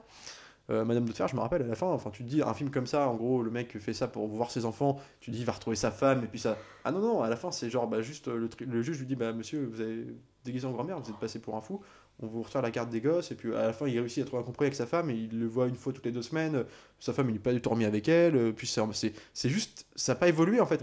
Et en fait c'était ça que j'aimais bien, c'est que à ces films là d'époque, tout l'aspect chaud était là, donc avec lui qui est hyper charismatique, mais il y avait quand même cette part de dureté qui te ramenait, genre à la fin, le film se terminait, je sais pas si tu te rappelles, où c'était lui en Madame Doubtfire dans son show télé, en train de dire oui, mais tu sais mon petit, il parlait à un petit qui téléphonait depuis l'émission, si tes parents sont divorcés, c'est peut-être mieux comme ça. Tu sais, des fois les gens ne s'aiment plus, et puis tu vois la mère qui regarde en même temps avec genre on va pas se remettre ensemble, mais c'est beau ce que tu dis, et c'est d'une tristesse quoi, tu dis c'est putain, c'est que lui il a tout, oui, du coup c'est lui qui a perdu quoi, c'est lui qui a perdu, et tu vois, il a perdu, il a gagné quelque chose, mais c'est plus vis-à-vis de ses enfants quoi. Mais je conseille aux gens de le revoir ce film là, mais pas en mode Madame Fire c'était rigolo, non, c'était un super film, et en plus il y avait cette ambiance, il y avait ces films de Noël, c'était Chris Columbus, c'était Maman j'ai raté l'avion, c'était des super, John Williams qui devait être dessus en plus, c'était vraiment des super films, ça faut les revoir. Et ouais, il incarnait ça, puis de le voir du coup faire ce rôle là, déjà il le fait bien, puis en plus tu sens que c'était lui là, moi j'ai souvent entendu dans interview, en tout cas lu à l'époque, le dire qu'il cherchait à faire des rôles de méchants, et ce qui est marrant, c'est qu'on lui a jamais donné des rôles de méchants pur et dur, alors peut-être dans Insomnia ou des trucs, du coup c'est les deux seuls, et encore parce que là c'est pareil, il est pas vraiment méchant, dans ce film, on joue aussi avec son aspect gentil, voilà, la gentillesse qu'il peut dégager de par ses rôles, et donc du coup c'est toujours un peu traite, mais tu vois je l'aurais bien fait, ça aurait été intéressant de le voir vraiment en gros bad guy pur et dur quoi. Alors après j'ai pas vu, j'ai cité Final Cut, je l'ai pas vu celui-là, je sais pas trop ce que c'est un truc un peu SF, où lui apparemment un espèce de contre-emploi aussi dedans, à voir, mais de toute façon je crois que c'est ces 3 films où il est vraiment un contre-emploi dramatique, je pense, ouais. Après il a fait des trucs un peu plus expérimentaux, il y a Fisher King de Terry Gilliam, donc je saurais, il a fait beaucoup de choses quand même, c'est un mec qui fait beaucoup de comédie, qui s'illustrait là-dedans. Voilà, ou alors, quand il faisait pas de comédie, on jouait aussi avec son rôle à défaut d'être gentil, en tout cas de charismatique, qui donne une bonne aura. Le cercle des poètes disparus, ce n'est que ça. Enfin, tu vois, c'est le professeur, quoi. C'est vrai que c'est le tonton et le professeur parfait. T'avais raison, père de substitution aux yeux de ses élèves, là. Qui, l'élève du cercle des poètes disparus qui veut devenir acteur de théâtre, qui ne peut pas parce que son père bourgeois le veut devenir, je sais plus, avocat, ou du coup, va faire, malgré lui, le petit va se suicider parce qu'il sait qu'il ne va pas pouvoir assouvir son rêve. Et en fait, du coup, son propre père ne voulait pas qu'il fasse acteur, mais c'est son père de substitution qui le poussait à le faire. Donc tu vois, il y a ce côté, il y a toujours eu ce rapport familial un peu direct ou indirect. Mais ouais, et Photo Obsession, du coup, le voir complètement à part, ça fait bizarre quoi, mais c'est intéressant. Ouais, puis même encore une fois, en blond comme ça, c'est c'est chelou quoi. On l'a grimé comme Monsieur Tout le Monde, et en plus avec des couleurs qui le font dans le décor. Et puis qu'on n'a pas l'habitude de voir sur lui quoi, surtout quoi. Non, bien sûr que non. Mais alors le plan fantastique là où il y a du sang partout, son rêve en fait, il est. Qu'est-ce qu'il est, il est comment, il est tout blanc, comme si lui-même avait conscience de sa propre invisibilité aux yeux du monde quoi. Et ça qui est cool. Et le rouge, en fait, finalement le rouge de sa colère qui va être perçu dans cette espèce d'univers blanchâtre, c'est lui, il devient visible par sa colère en fait. Et c'est là que les gens, d'ailleurs, par sa colère, le remarquent, les flics qui viennent le traquer. Tu vois, c'est con. Donc c'est tout un aspect cohérent, c'est ça que j'ai bien aimé, tu vois. malgré ses allures de petits films un peu, tu sais, le petit film d'auteur un peu comme ça, il est bien plus malin que ce qu'on peut imaginer en voyant un truc comme ça, quoi. L'affiche, je peux pas rêver, tu vois, c'est des films. C'est vrai que faut le découvrir, quoi. Pas très bien vendu, mais c'est mal vendu, tu vois, c'est des tout petits films, c'est des films de festival un peu, mais qu'on découvre en festival. Tu sais, avec, mélangé avec 6 autres films dans la même journée, tu sais. C'était ça, Photo Obsession. Et c'est clair qu'en plus, il est d'autant plus mal. Je pense pas mal coté parce que je pense qu'il a de bonnes critiques de bon retour. En tout cas, il est réévalué parce que oui, voilà. Mais c'est juste que il est difficile à trouver, quoi. Genre moi, du coup, en VOD, je l'ai trouvé que sur YouTube. Parce qu'à la télé, je pense tu vois jamais Photo Obsession passer, ou alors sur des chaînes obscures. Je sais pas. Toi, tu l'as en DVD, mais est-ce qu'il y a une sortie Blu-ray Je l'ai en DVD. Alors, il y a une sortie Blu-ray, alors qui doit pas être très vieille, parce que du coup, avec son titre original, c'est Photo Obsession quand même. Donc Photo Obsession, donc il est quand même en zone 1, enfin en zone 2. Mais donc il a pas dû sortir récemment parce que même en DVD, enfin Photo Obsession, faut le trouver là, tu trouves sur internet des trucs obscurs à 20 balles quoi. Moi je l'ai, mais il se trouve que j'avais acheté il y a longtemps, hein, mais c'est des films qui sont pas diffusés. Mais bon, après tu vois, c'est paradoxal, c'est qu'il y a beaucoup de gens dans mes amis qui connaissent ce film. Et ce qui m'a fait marrer, c'est quand t'as mis la photo sur notre lien, t'as un pote qui a commenté, avec, tu sais, genre, il y a quand même une attache, il y a des gens qui se rappellent de ce film-là. Les gens qui l'ont vu, ce film les a marqués. Mais il y a un bon écho. Moi, je sais que même sur des critiques que j'ai pu lire récemment, il a été assez réévalué, quand même. En citant justement, parce que beaucoup de gens citaient Robin Williams comme nous, en disant, mais comme étant en gros la gageure du film. En fait, il y a aussi Romanek, et Romanek a été réévalué sur ce truc-là. Bien qu'il ait fait beaucoup de. Effectivement, le directeur photo aussi, qui est le directeur photo, qui a fait pas mal de Fincher. Et ce qui colle du coup, effectivement, ce côté le plan verdâtre et tout ça, propre, très clinique. Et puis les musiques, enfin les mecs de la bande originale aussi. Alors je les ai marqués, je écorche leur nom, donc j'ose même pas les dire. Ils sont 2 qui ont fait la musique de ce film-là, et je les trouve, je la trouve la musique minérale est marquante, la musique, tu te rappelles. Il y a ce truc de petite mélodieuse, mais lancinante, répétitive, mais qui te marque en fait. Moi, je me rappelle du thème si tu veux. Ouais, ça rajoute au côté pesant de exactement, ouais. Enfin voilà, bon, on vous conseille, hein, en tout cas. Du coup, voilà, on vous conseille ce film. Très bon film. Et pour la semaine prochaine, du coup, chef-d'œuvre. Je t'amène sur des contrées bien sombres. Ouais. Assume-le. Ça me fait ça. Ouais, je ne m'assumerai pas. Écoute, ça fait longtemps, tu vois, le dernier nanar qu'on s'est fait, c'était Tomb Raider. D'ailleurs, c'était moi qui l'avais proposé aussi. Eh bien, écoute, on va repartir sur... C'est Tomb Raider ou Phénomène ? Phénomène. Le truc, c'est que Phénomène, c'est pas d'accord. Bon, non, mais on va pas le refaire. Ce film est pas terrible, mais c'est à nul autre pareil que le film dont on va parler la prochaine fois. Je suis emmerdé parce que je connais pas bien, du coup, c'est aussi, cite ton film déjà. Bon, alors du coup, la semaine prochaine, moi je te propose Dragon Ball Evolution. Alors, avec grand plaisir. Mais le truc, c'est que c'est un étron pour tout le monde. Évidemment, moi, c'est pas possible, mais encore plus pour ceux qui sont fans du manga. Et moi, je connais très peu en fait. Et donc, j'ai jamais trop regardé. Ceci dit, c'est pour ça que ça sera intéressant. Donc, moi, j'ai vraiment regardé les critiques vis-à-vis du manga sont, je trouve, la plupart du temps c'est pas le problème. C'est pas le problème. Vraiment, il y en a d'autres. Parce que moi, je vais avoir un avis du jeune, comment dire, inculte qui découvre ça avec stupéfaction, avec horreur, et c'était le cauchemar visuel que j'ai pu vivre, quoi. Mais avec grand plaisir. Mais bon, voilà. En tout cas, voilà, on va partir du coup là-dessus. Par contre, il va falloir rebondir sur un putain de film. Alors là, s'il y a un mec qui découvre notre chaîne et qui tombe sur Dragon Ball Evolution, faut vraiment partir sur un bon, parce que putain. Le mec qui va voir Tomb Raider. J'espère que Dragon Ball et Tomb Raider seront l'un et l'autre dans la suggestion de l'autre. Parce que moi, après, je vais vous proposer la fin des temps avec Arnold Schwarzenegger. Oh là, tu me ferais plaisir. Tu me ferais tellement plaisir. Non, par contre, il faudra me refiler le DVD parce que le mien est je l'ai pas. grillé. Bref, du coup, sur ce, eh bien, continuez de regarder des films, sortez au cinéma, c'est important par ces temps qui courent malheureusement.